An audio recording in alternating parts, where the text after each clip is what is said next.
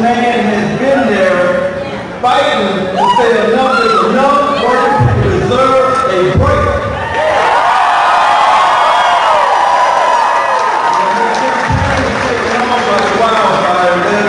The more ordinary Americans about him, the better he does in the polls.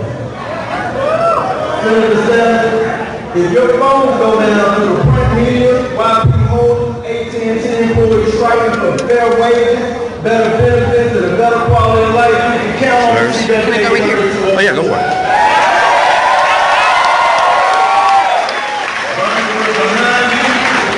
And everyone out here is behind you. Sorry.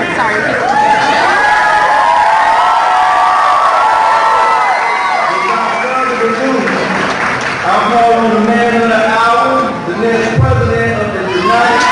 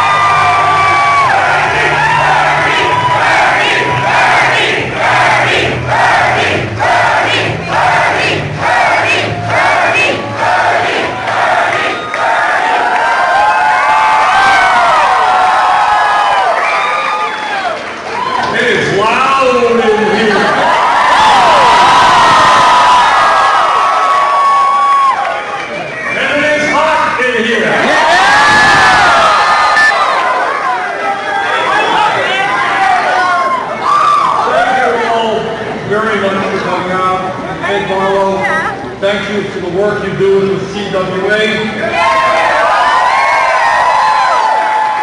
fighting for workers' rights.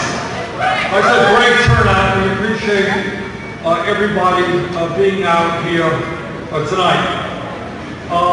Congratulations, whether you know it or not, you are now part of the political revolution.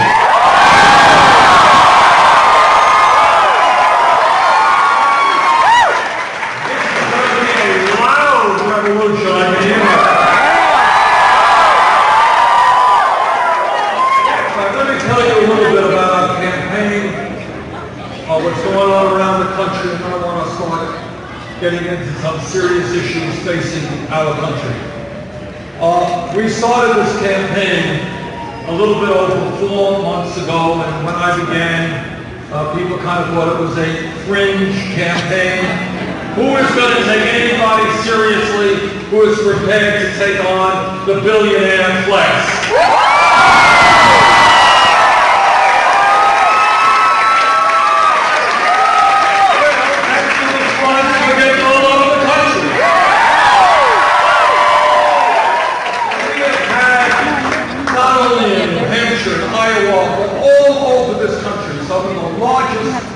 Turnouts of any campaign.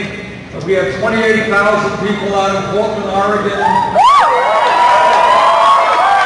But it's not just large turnouts that we've had.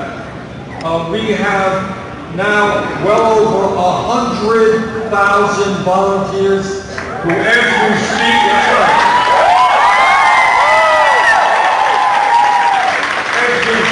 they're knocking on doors, they're on the phone, they're handing out literature, they're doing all kinds of incredible and spontaneous and imaginative things. Every day I read all kinds of crazy, beautiful things.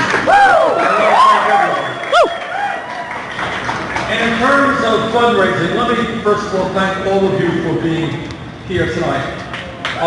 We don't have a super PAC.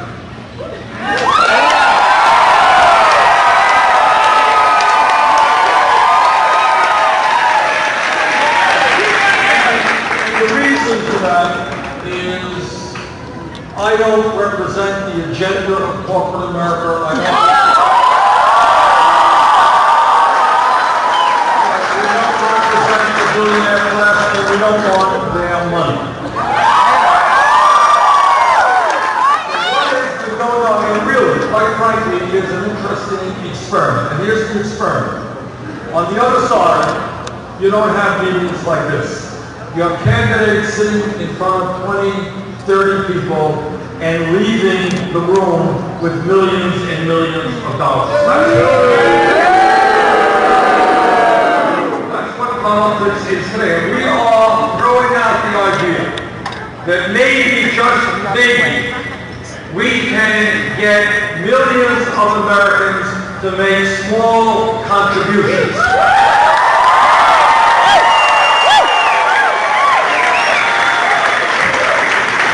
Right now, I can tell you we have over 400,000 individuals who have contributed to the campaign. Their average contribution, listen to this, is $31.20. How's that?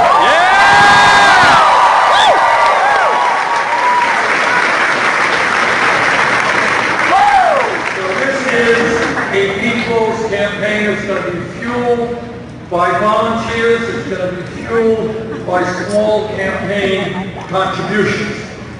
And what this campaign is about is bringing people together, middle class and working families, and low-income people, white, black, Native American, Hispanic, Asian American, men, women, straight, and gay. Yes!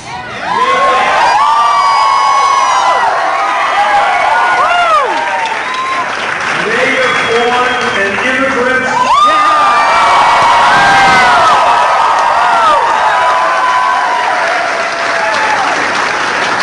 This is the principle. It's a very simple, basic principle.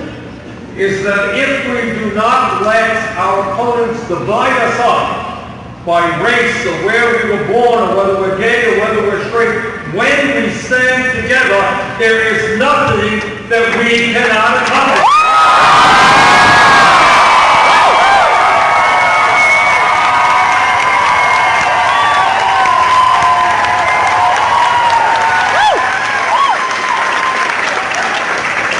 Our campaign and the enthusiasm and the energy that the campaign is generating has taken the media and some of the professional pundits by surprise.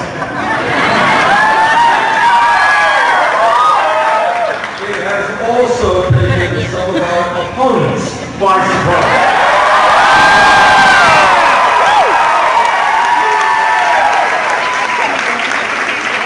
And when people ask me, media ask me, well, you know, why are you generating such large turnouts and why are you generating so much enthusiasm?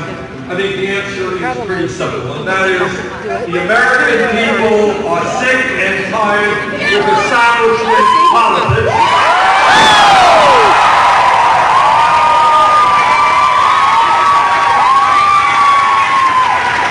American people are sick and tired of establishment economics.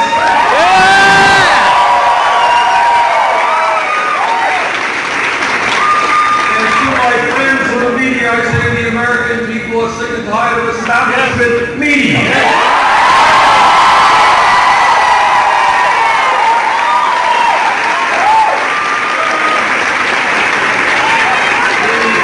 The American people fully understand that corporate greed is destroying our economy, and that there is something profoundly wrong when almost all of the new income and wealth being generated goes to the top 1%.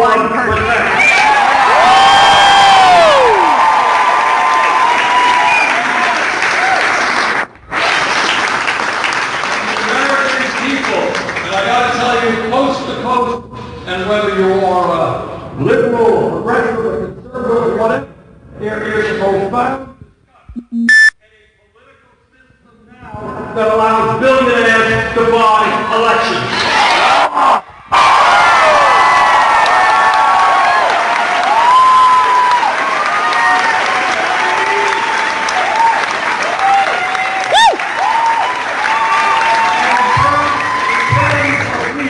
In terms of media, which play a very important role, obviously, in our society. But I think more and more Americans want is to have media help us discuss the most important issues facing our country rather than looking at politics as if it were a baseball game or a soap opera.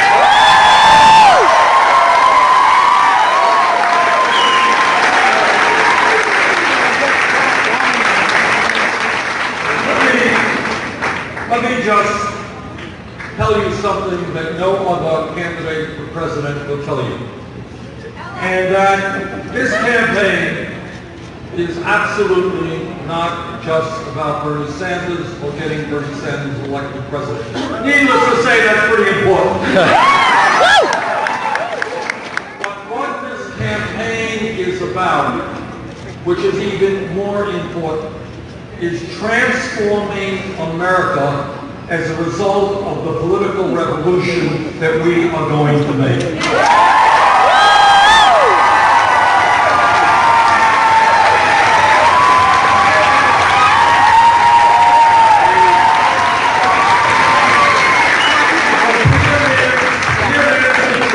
Here is the simple truth. No president, not Bernie Sanders or anybody else, can deal with the crises facing working families today unless there is a mass movement of millions of people who look at Washington and say loudly and clearly, enough is enough!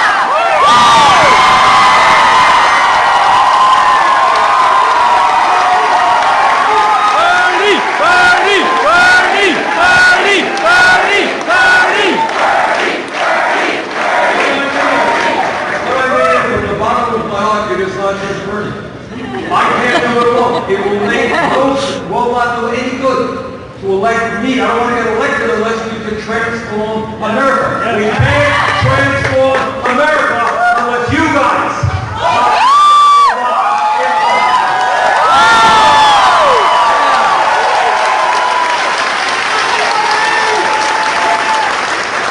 And the reason I say that is the simple truth is that in Washington now, you got Wall Street, you got corporate America, you got major campaign donors, you got corporate media. These folks are so powerful that nothing can change unless millions of people demand that change and make it clear that this government belongs to all of us, not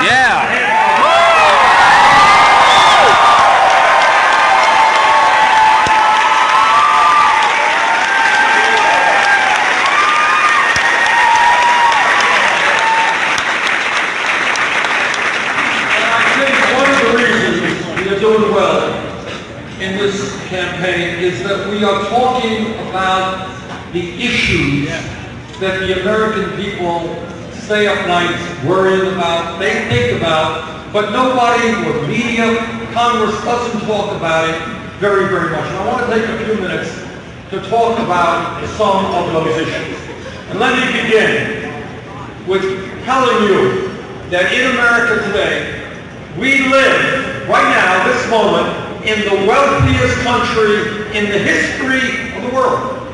But very few people know that because almost all of the wealth and income goes to the people on the top.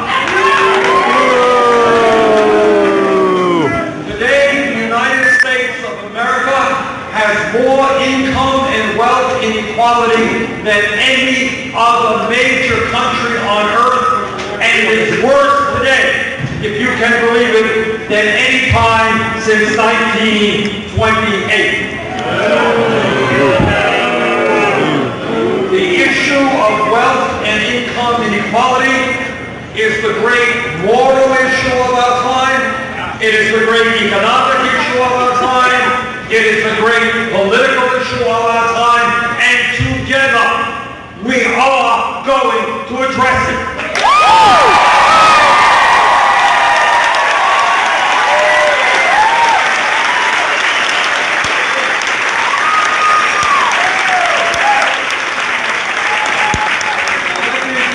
Let me be very clear.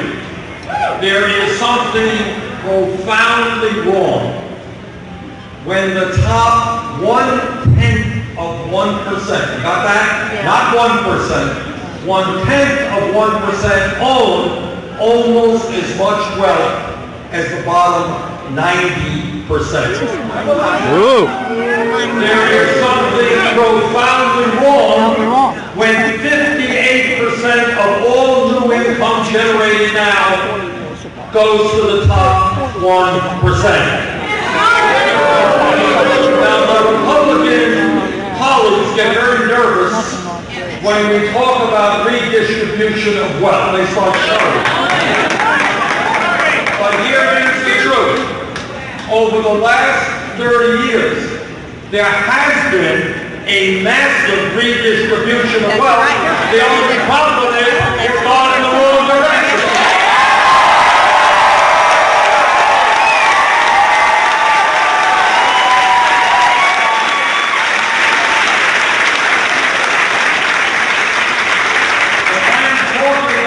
Trillions of dollars that have gone from the pockets of working families into the bank accounts of the top 1/10 of 1%. I just kept thinking I was taking And we, brothers and sisters, are going to reverse that flow.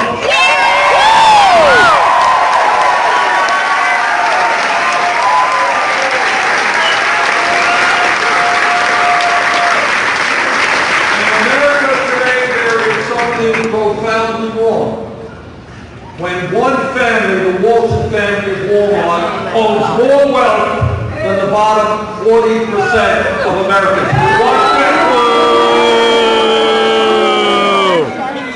What our job is to build an economy that works for working families and not just billionaires.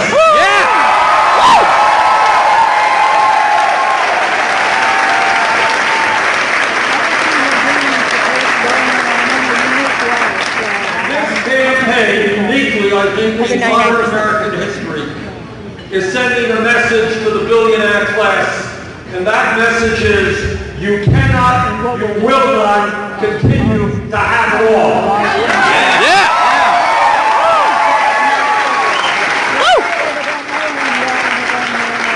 You are not going to continue to get huge tax rates when children in America go hungry.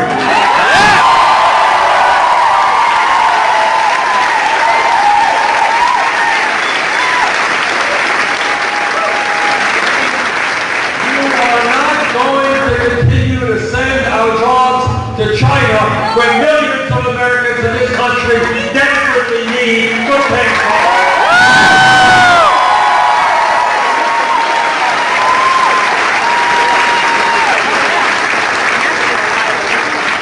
You are not going to provide huge compensation packages to the CEOs of large corporations while they cut wages and pensions and health care benefits of your employees. It ain't gonna happen anymore.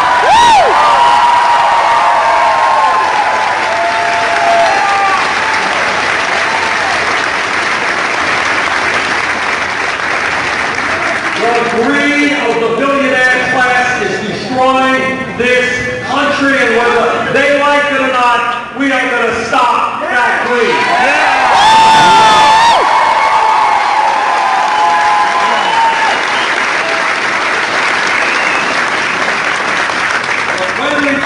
Economics, we're not only talking about the grotesque level of income and wealth inequality. This is what else we're talking about. Yes, the economy today is significantly better than when George W. Bush left office, and we were losing 800,000 jobs a month. That's true. But what is also true is that for the last 40 years, the middle class of this country has been disappearing. Despite an explosion of technology and an increase in worker productivity, median family income today is almost $5,000 less than it was in 1999. Today, the median male worker, that man in the middle of the economy, in inflation accounted for dollars, listen to this, is making $783 less than he made 42 years ago. Woo! The median female worker, that woman in the middle of our economy, made $1,300 less last year than she did in 2007. So in other words, our economy is on the move. Problem is, it's moving in the wrong direction. And we're going to turn that around.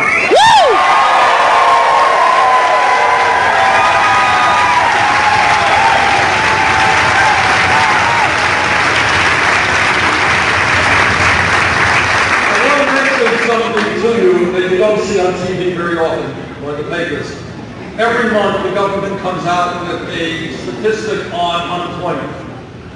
Officially, unemployment in America is 5.1%. But there is another government statistic that includes those people who have given up looking for work and those millions of people, and you know many of them, who are working part-time when they want to work full-time. And that together, real unemployment is over 10%. And now let me tell you something that you never hear about. It is a tragedy which has been swept under the rug. It bothers me immensely. Today, I asked a couple of months ago some economists in Washington to do a study for me. And the study entailed finding out what real unemployment is for high school graduates between the ages of 17 and 20, kids who graduate high school. This is what they found. If the kids are white, real unemployment, 33%. If they are Hispanic, 36%. For young African-American kids, real unemployment is 51%.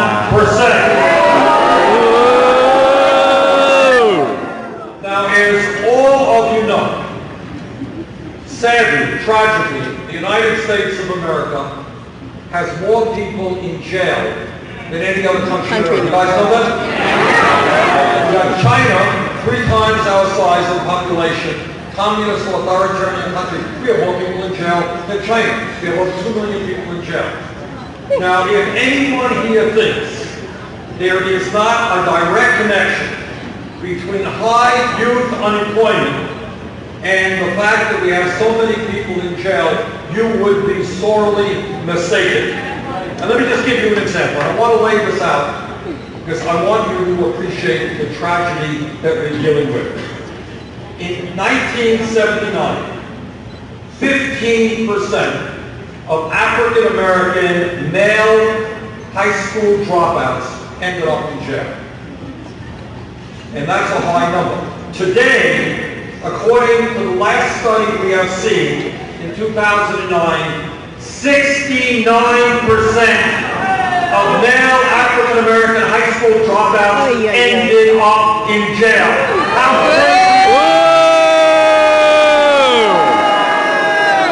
we're talking about the destruction of an entire generation of young people. Now, in my opinion, in my very strong opinion, our country should be investing in jobs and education.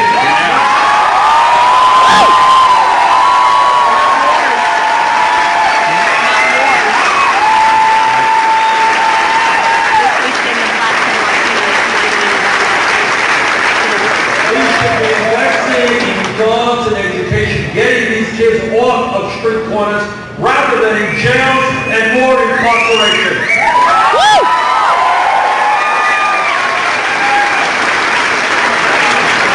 At the end of the day, it costs a lot less money to send a kid to the University of Georgia than to put him in jail. Yeah!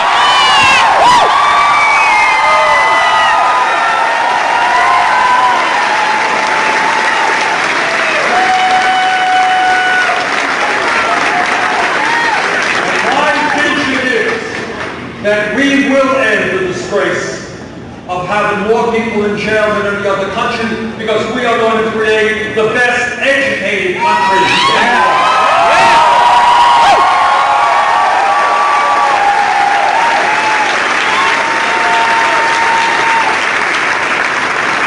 And when we talk about the economy, it's not just unemployment, which is much too high. It is the fact that in America today, we have millions of Americans who are working for wages that are just too damn low.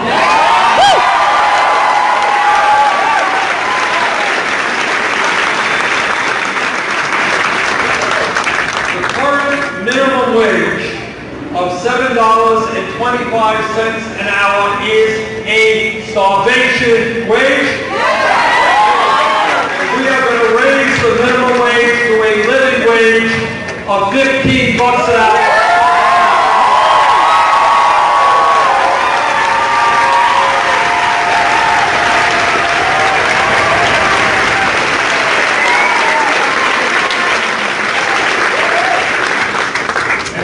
Talk about fair wages. I hope every man in this room will stand with the women and demand pay equity.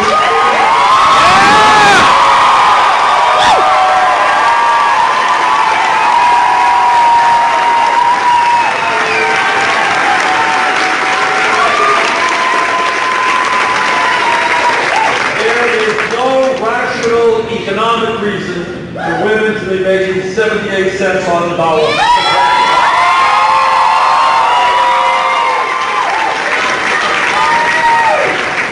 Now, many of you have heard of my Republican colleagues talking about family values. Have you ever heard Democrats love families. But you all know, I got that right,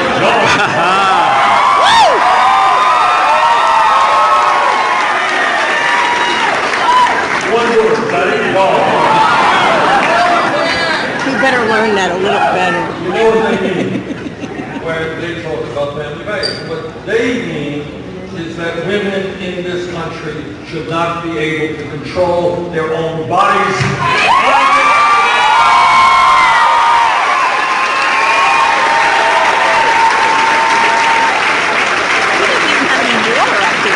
They also mean that our gay brothers and sisters should not be able to get legally married. I strongly disagree.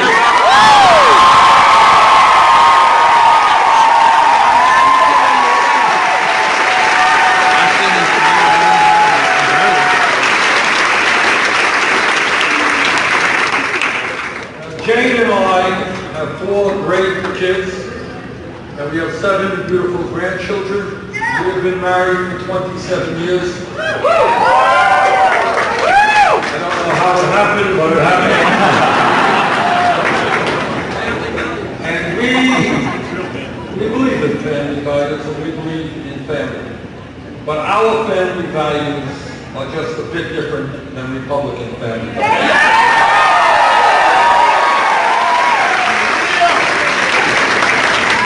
When I talk about family values, I am talking about ending the international embarrassment of the United States of America being the only major country on earth that does not guarantee paid family and medical leave.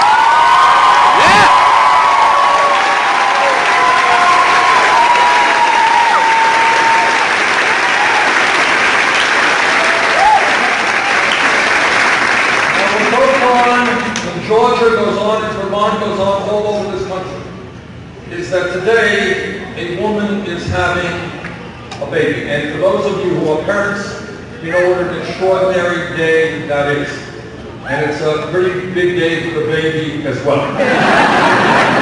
But here's the thing. If that woman and her family have sufficient income, she can stay home and get to know her baby and love her baby and bond with her baby over a period of months. But if that woman does not have sufficient income, she will be forced to separate from that baby and go back to good work. That is not a family value.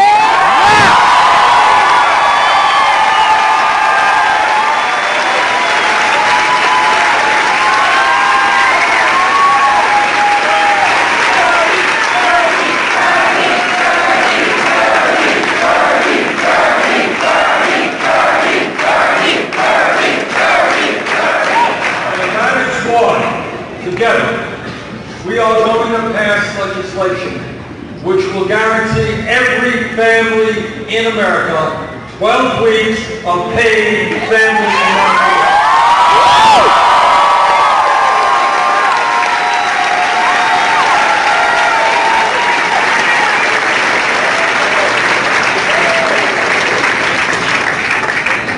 When posters call you up and they say, what's on your mind? Usually the answer that people give is a four-letter word called jobs. And I'll tell you why. Unemployment, as I mentioned a moment ago, is much higher than the official statistics indicate. If you are 50 years of age, you are worried that when you walk into work tomorrow, your employer may say, Joe, thanks for 30 years of work. We've got a younger guy to replace you at half the salary. And if you are a college graduate, you know how hard it is to find work commensurate with your education. And that is why we need a massive federal jobs program to put millions of people back to work.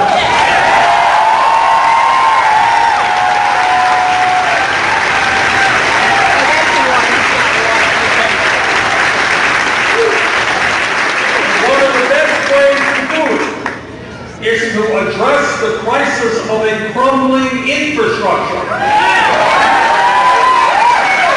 roads, our bridges, water systems, rail, airports, levee stands need an enormous amount of work. Let's put millions of people back to work and treat them.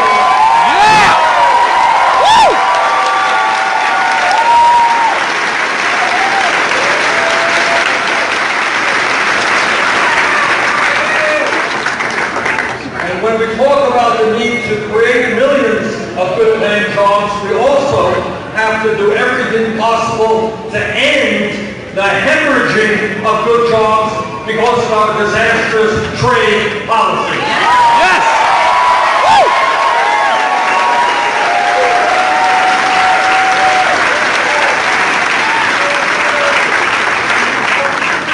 What our trade policies have been about for 40 years is corporations shutting down in America, letting millions of workers off and going to low-wage countries all over the world. If corporate America wants us to buy their products, the time is long overdue for them to start manufacturing those products back in America. Yeah! Woo!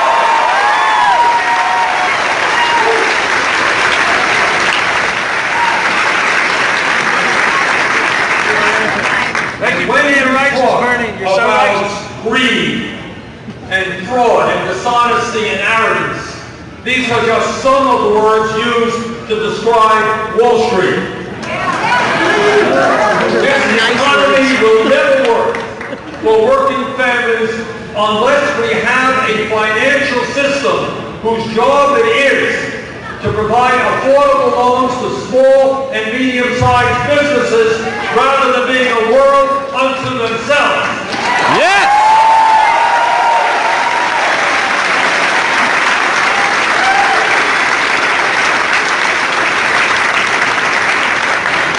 Today, 3 out of the 4 largest banks are larger now than they were when we bailed them out because they were too big to fail. In my view, if a bank is too big to fail, it is too big to fail.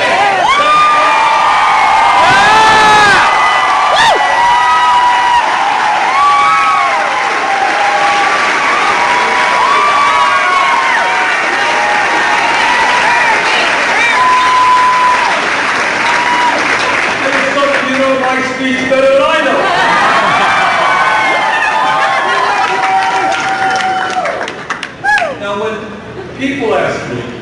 say, there's a lot of big issues out there. What is the most important issue?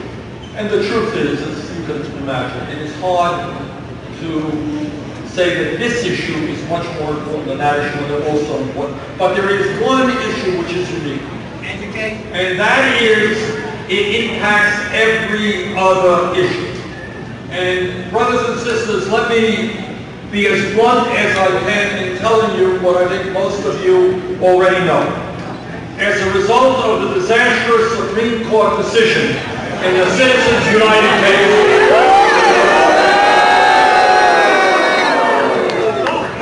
the American political system has become totally corrupted, and the foundations of American democracy are being undermined, and that is a simple fact.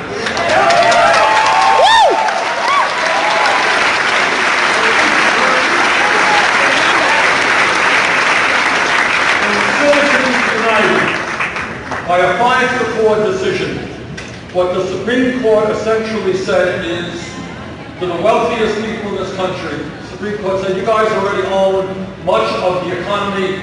Now we are going to give you the opportunity to own the United States government, and that is precisely what they are trying to do right now.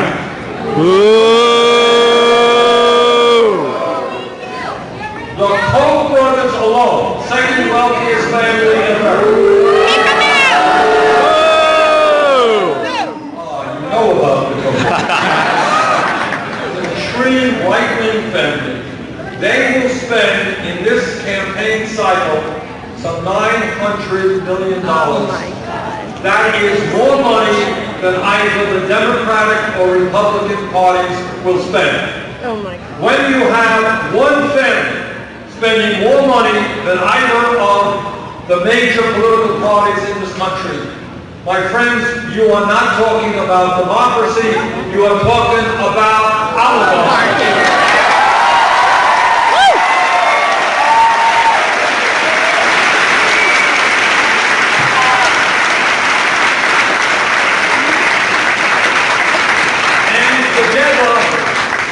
We are not going to allow that to happen in this country.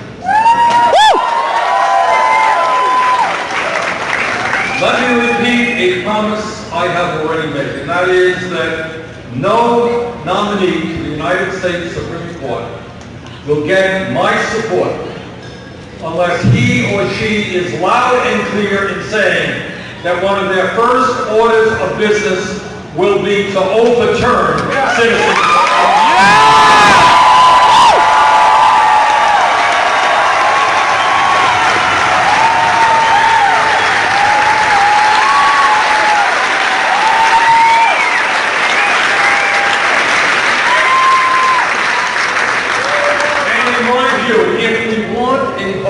Democracy, which I passionately believe in, where anybody, regardless of his or her political views, can run for office, we need to move to public funding of elections. Yeah!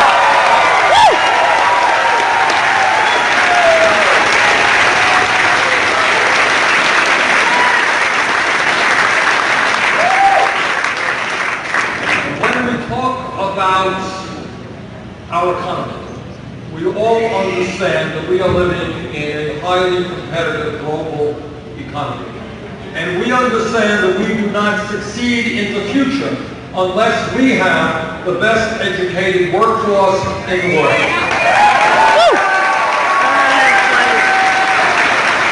And it is beyond my comprehension, it really is, that today we have hundreds of thousands of bright, qualified young people who want to go to college but can't go to college for one reason, and that is their families lack the funds.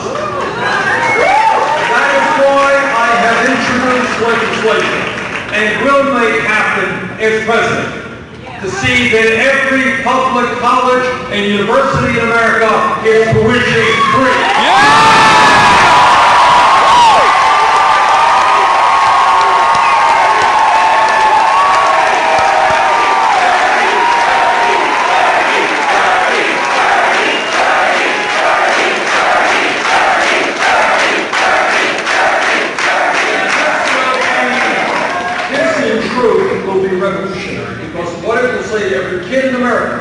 kids who are living here in Atlanta or in the 4th grade and the 5th grade, what it says for those kids, you do your homework, you study, you work hard, you will get a college education.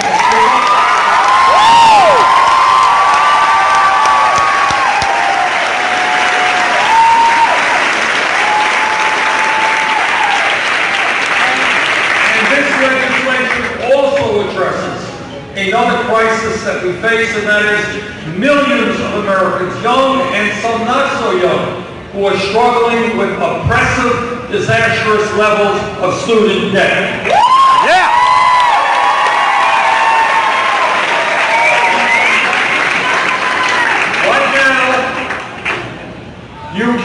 Right now there are millions of Americans paying 6, 8, 10% interest rates on student debt, but you can refinance your home for 2, 3, 4%.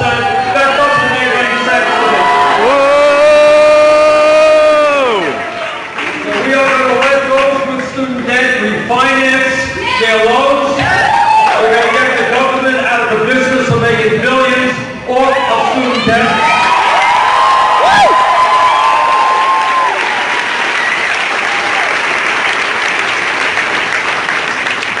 People say, well, Bernie, it's a good idea, but it's pretty expensive. Isn't it? The answer is it is expensive. And we're going to pay for that by a tax on Wall Street speculation.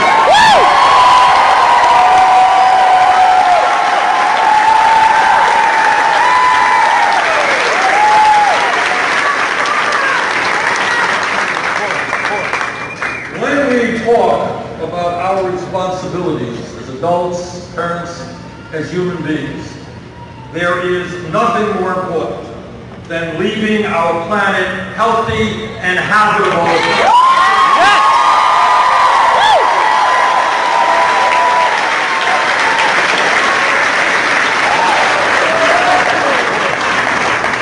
The debate is over. The scientific community has spoken in a virtually unanimous voice. Climate change is real. Caused by human activity, and it is already causing massive problems in America and around the world. And what the scientists are telling us, by the way, is if we do not act boldly, the serious problems that we face today are going to get much, much worse in the years to come. They're telling us that if we do not transform our energy system, by the end of this century, this planet Earth will be between 5 and 10 degrees warmer. We cannot allow that to happen, and that is why we have the moral responsibility as a nation to lead the world, working with China, Russia, India, lead the world to transform our energy system away from fossil fuels.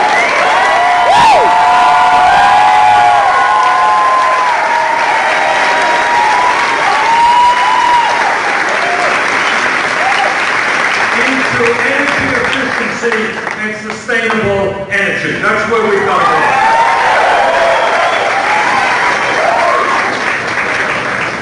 And when we talk about the needs of this country, let us understand something I hope every person in this room knows. And that is that the United States of America is the only major country on earth that does not guarantee health care as a right for all Americans.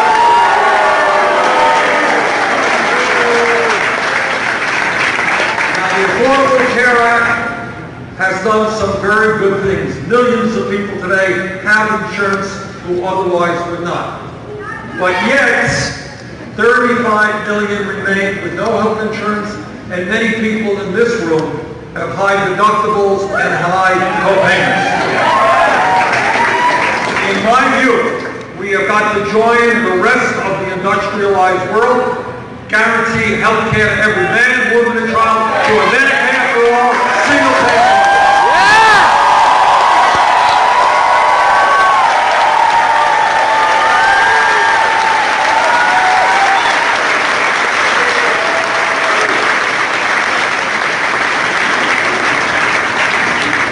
When we talk about becoming the kind of nation I think all of us want.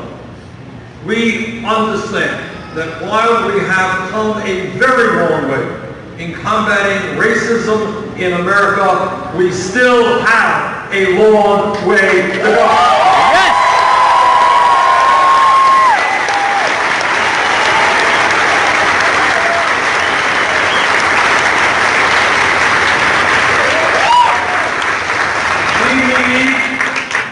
End all forms of institutional racism and at the same time make major reforms to our very broken criminal justice system.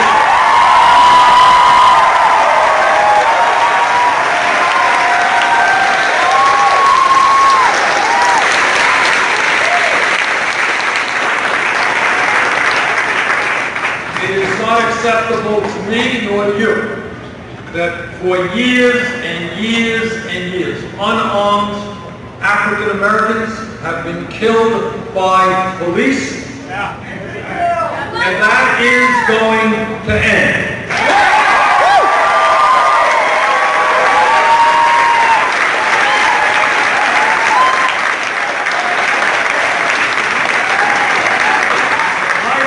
I am a former mayor, and as being a mayor of Burlington, Vermont,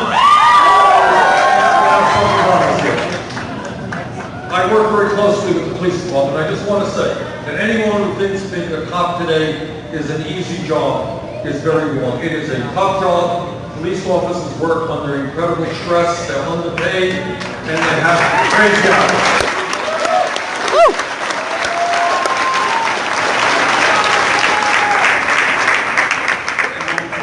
Criminal justice reform, what we are talking about is making sure we have well-trained, well-paid police officers all over the country.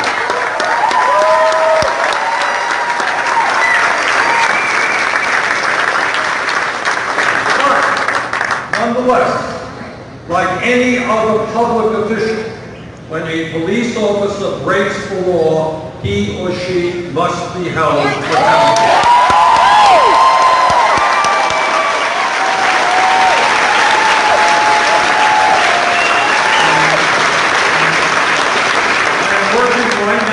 Members of the House and the Senate to bring forth comprehensive criminal justice legislation, but among other things, it means demilitarizing many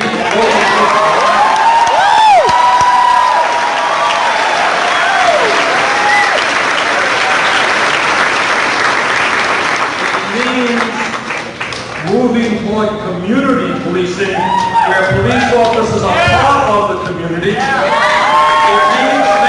Police departments look like the communities they serve.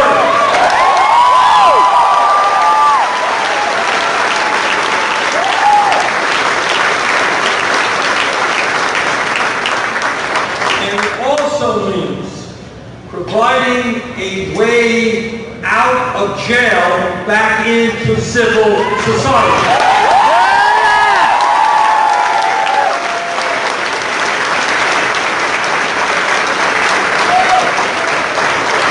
It also means taking a hard look at the war on drugs.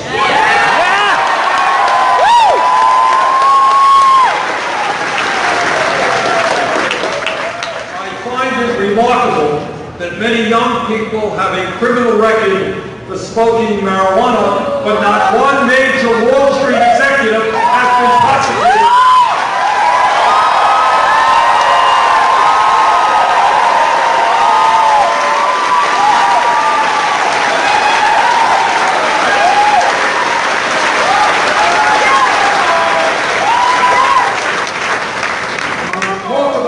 Changes we need to bring our people together. We have got to understand that there are some 11 million undocumented people in this country. These people are living in fear of deportation, living in fear of seeing their families broken up. They are often exploited economically. In my view, we must move to provide legal status for the undocumented.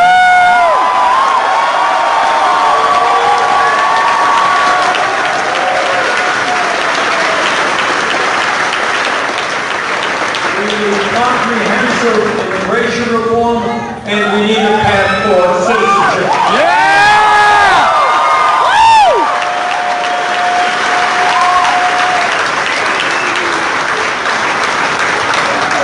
As all of you know, we live in a very dangerous and crazy world, and in that regard, I think all of us remember what September 11th today was about. I was in Washington, D.C. when it happened. Obviously, something I will never forget, nor will anybody else in this room. Salvador Allende! Salvador Allende was also overthrown on this day. That's right. Now, we all know that there are no simple solutions to the kind of crazy and dangerous world that we live in. But let me just say this. In my view, we as the most powerful military on earth must do everything that we can to lead the world in resolving international conflict without going to war.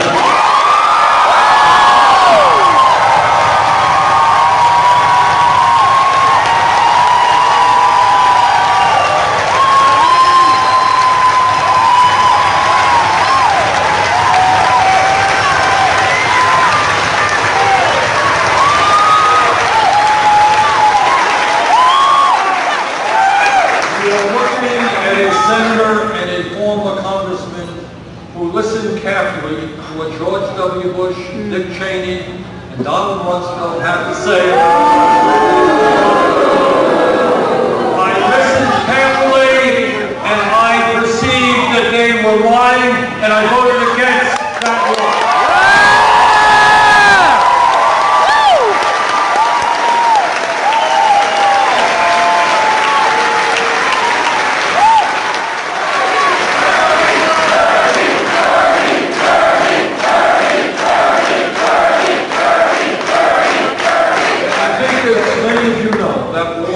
In history as one of the worst foreign policy blunders in the history of our country, leading to so many horror stories in terms of loss of lives of 6,700 people in our country, brave men and women, 500,000 coming home with PTSD and TBI.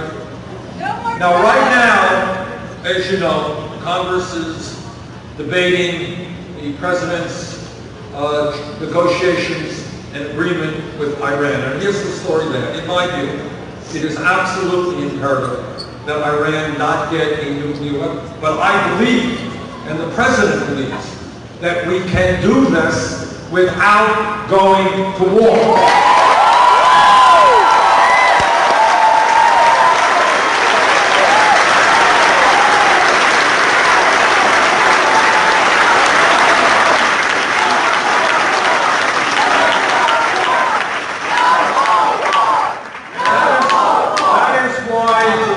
Days ago, I voted in support of the agreement, and we had enough votes to support the president.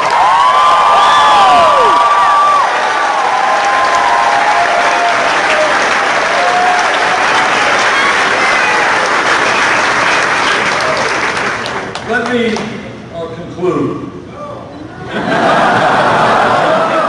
There is one person here who thinks I haven't gone on long enough.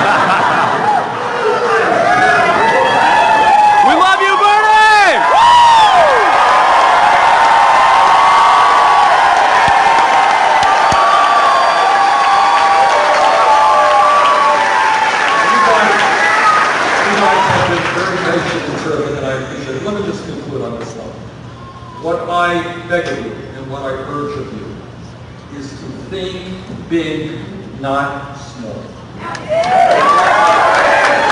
If we were a poor developing country, if we were a Haiti or some poor country, we would sit around and we say, you know, it would be great if everybody could have health care, but we're poor, we can't afford it, etc., etc. We are today the wealthiest country in the history of the world. We can create a nation in which all of our people have health care as a right. That is not...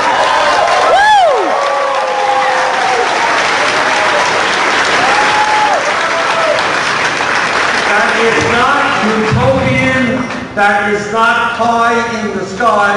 That happens in every other major country. We can do it. We can create a nation where 20% of our kids are not living in poverty.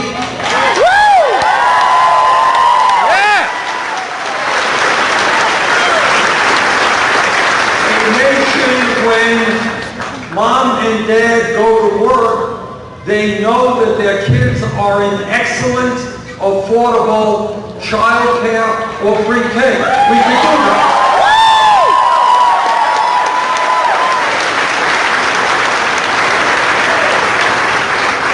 We can create a nation in which everybody, not just young people, but all people who want to pursue higher education can do it regardless of their income. We can do it.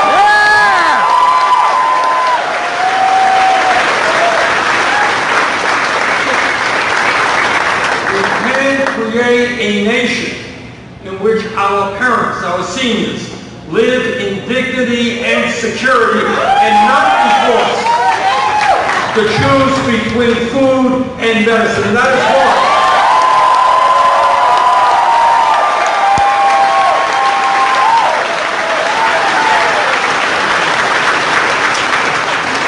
That is why when my Republican colleagues talk about cutting Social Security, our view is no. We're not going to cut Social Security or disability programs. We're going to expand them.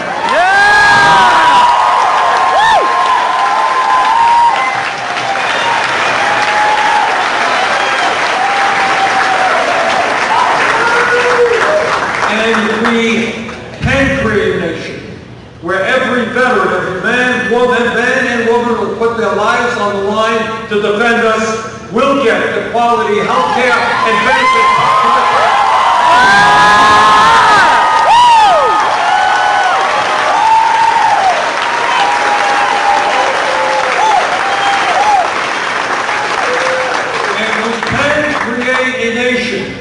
In which we tell the wealthiest people in this country and the largest corporations who are doing phenomenally well that yes, they are going to have to start paying their fair share of tax.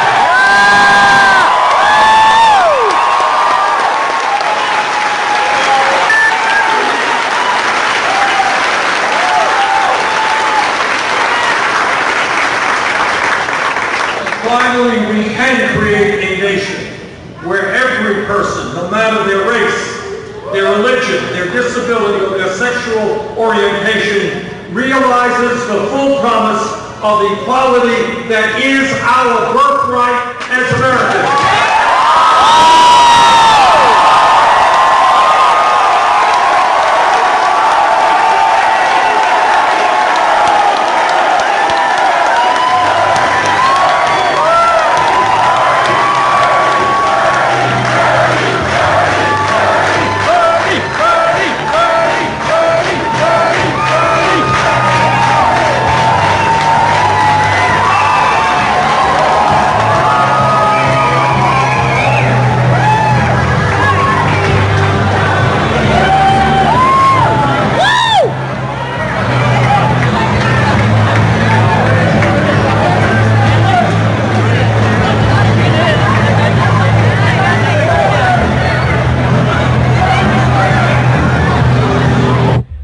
Thanks for tuning in.